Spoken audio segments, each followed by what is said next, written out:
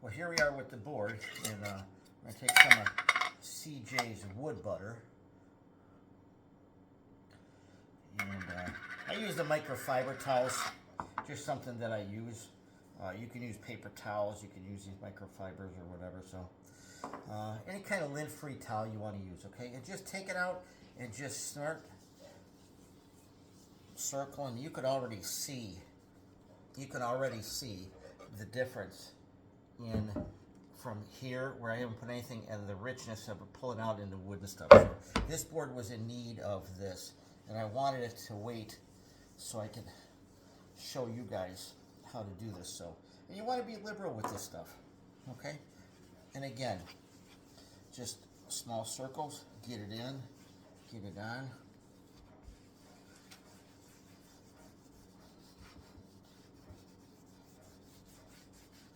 Now what I do is, after this rag, so I don't waste any of the wood butter or whatever, I take the towel and I put it in a Ziploc and I keep it together with the wood butter. And then I don't waste any that's already in it, because some of it's going to absorb into this towel. So, all right, so the edges.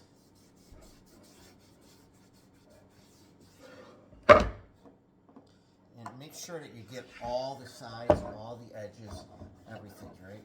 Because you want to make sure to seal all that up, you know, because the whole board gets washed, right? I mean, when you're washing it, you wash the edges and stuff too, right? So,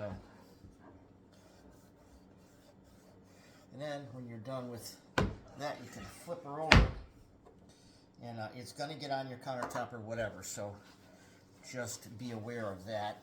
You know, for Mike, it doesn't matter a whole lot, just as long as you wash it off when you're done. Now, people have asked me, how often do you season the boards? And you know, it depends on your climate. It depends how often you wash it, how often you use it. You know, but if you use your cutting board every day, then I would do it once a month probably.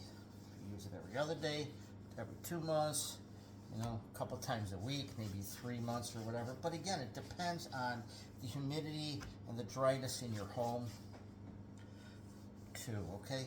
Now, you can see now, you can just kind of rub your fingers over this and feel how you've covered the whole board, and you can kind of see that you've got it all, okay? So when you're done with that, just take your board, put your board up on your stand, okay, up on your stand, and just leave it sit and let it dry out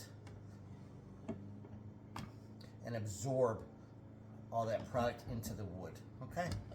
And then the same thing goes for your charcuterie board. You still want to wipe this whole thing, both sides, all the edges and everything. And you're going to do a charcuterie board, and here's one without handles and stuff. You're going to do this one too. Don't worry about getting it on the epoxy. That's not going to hurt anything. It just won't absorb, so you don't have to spend a lot of time rubbing it on the epoxy and wasting the product and stuff, but just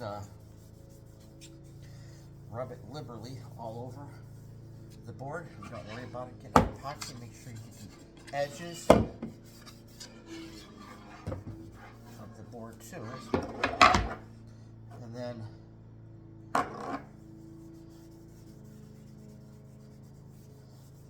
make sure you coat all of it. And again, if you get it on the epoxy, it isn't going to matter. Just don't waste it by putting it on there, because it's not going to absorb or do anything. So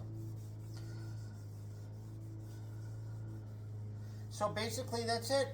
That's all you have to do. Now you just take this like this and you leave it sit, absorb overnight, usually, okay, 8 to 12 hours, I say. Some people say shorter periods of time, I know, but I like it 8 to 12, give it a good time to soak it in. If you're going away for the weekend or overnight thing or something somewhere, do it before you leave, and then it can sit for, it's not going to hurt. The longer it sits, the better it's going to be, so.